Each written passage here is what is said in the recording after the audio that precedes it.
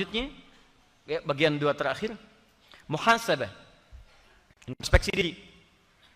Maaf, muhasabah, introspeksi diri. Mulai dari ujung kepala sampai ujung kaki. Ya, supaya ini dicek. Terbiasa berbuat maksiat apa? Arahkan sekarang pada yang baik. Ya, kalau tidak mau misalnya antum kesulitan, data dulu anggota tubuh yang sering berinteraksi. Paling gampang sebetulnya dilatih lewat wudu. Wudu itu yang dibasuh adalah anggota tubuh yang biasa kita gunakan berinteraksi. Silahkan cek wajah. Lisan kan biasa banyak bicara, ya kan? Kumur-kumur. Hidung ditarik sedikit, kadang-kadang mencium yang tidak baik. Telinga, wajah, ya sampai ke mata dan sebagainya. Tangan ini sering digunakan, bahkan dimulai dari jemari sampai kemudian ke kaki, kepala sebelumnya, ya, yang diusap diantaranya sampai dengan menunjukkan kepada pikiran. Itu dimuhasabah. Coba diintrospeksikan. Makanya setiap antum setelah wudu, apa doa yang dibaca? Asyhadu an la ilaha wa asyhadu anna tayyib. Allahumma mina waj'alni tahan. Allahumma ja'alni minat tawabin. Ya Allah, mohon jadikan aku termasuk orang taubat. Kok bisa baru selesai wudhu doanya doa taubat? Sedangkan taubat itu kan mengakui kesalahan yang dilakukan, menyesali kesalahan dimaksud, dan berjanji tidak mengulanginya. Nah, janji itu dibuktikan lewat perubahan. Itu tidak dilakukan lagi. Makanya kalau orang wudhunya benar, saya sering katakan akan muncul nilai perubahan dalam anggota tubuhnya. Makanya kata Nabi di hadis Muslim, orang kalau wudhunya benar, antum basuh tangan nih, ya dengan tetesan air yang jatuh dari tangan, jatuh pula kemudian dosa-dosanya. Maksudnya ini akan berlaku maksiat lagi nih. Makanya kalau orang wudhunya benar, mohon maaf ya, mohon maaf, kumur-kumur nih. Coba dicek ini lisan pernah berbuat apa saja yang kotor. Bukan cuma kotoran fisik. Dia begitu dikeluarkan, keluar. Nah itu yang keluar, itu cuma bukan kotoran fisik, tapi antum ingat, nih lidah ini yang tidak bertulang, pernah berbuat salah yang apa? Berapa kali mencela orang lain? Berapa kali berkata-kata kotor? Ada rafath, ada yashar, ada macam-macam, ada ghibah dan seterusnya. Saya tidak, Ustaz. Alhamdulillah, tidak seperti orang itu tuh. Nah itu contohnya. Mata, berapa kali lihat yang salah? Telinga, salah dengar, sampai ke ujung kaki. Makanya itu disebut dengan taubat. Wudu.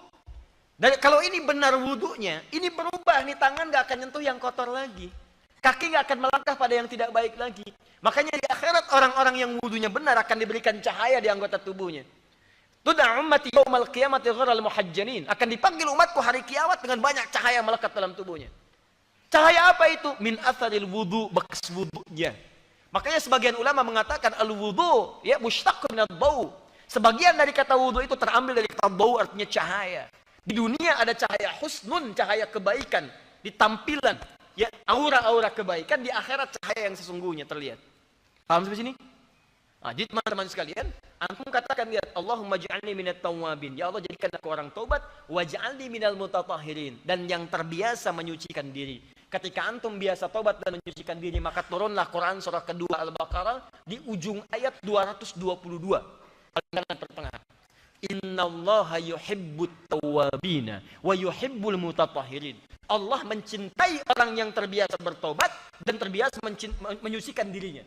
Nah, persis di amalan dikerjakan di hari-hari ini 1 sampai 9 Dzulhijjah, begitu dikerjakan dengan benar turun cinta Allah. Didapatkanlah oleh antum cinta kuadrat dari Allah Subhanahu wa taala. Dan yang hebat, nilainya lebih daripada jihad fisabilillah.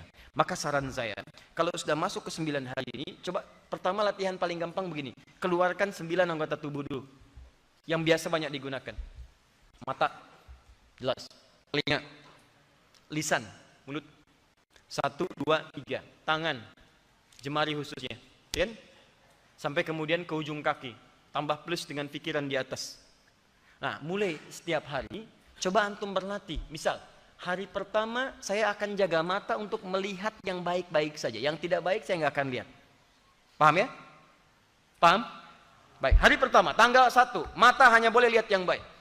Begitu bangun, antum ingin lihat TV, tek dibuka, muncul yang tidak baik, palingkan. Antum sedang latihan. Iklan muncul, misalnya iklannya shampoo tapi yang muncul rambutnya, palingkan. Ini bukan iklan yang baik. Berita-berita mulai kelihatan misalnya, tampak Ya, antum mau lihat beritanya atau lihat penyiarnya, ya, dan sebagainya. Oh, tidak bagus, palingkan. Kemudian hari kedua misalnya, awas, ini tidak mudah mata ini. Sehari ini saja berapa kali mata lihat yang salah?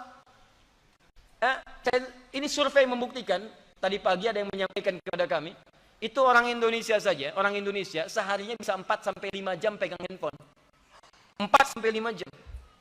Pertanyaan saya, dari 4-5 jam itu berapa kali lihat gambar yang salah? Dari mata saja itu. Gambar yang keliru, antum punya istri yang dilihat gambar satu sisi orang lain, ya, dan sebagainya. Ada gambar-gambar yang tidak bagus, video-video yang tidak layak, berapa kali dilihat? Besoknya latihan lisan. Hari kedua, tahan. Mau bicara yang tidak bagus, tahan. Dipancing-pancing berkata kotor, tahan. Kok nggak balas? Sedang latihan. Supaya lebih baik lagi. Kalau bisa nggak usah bicara. Ada saum. Seperti Maryam saum, tidak bicara.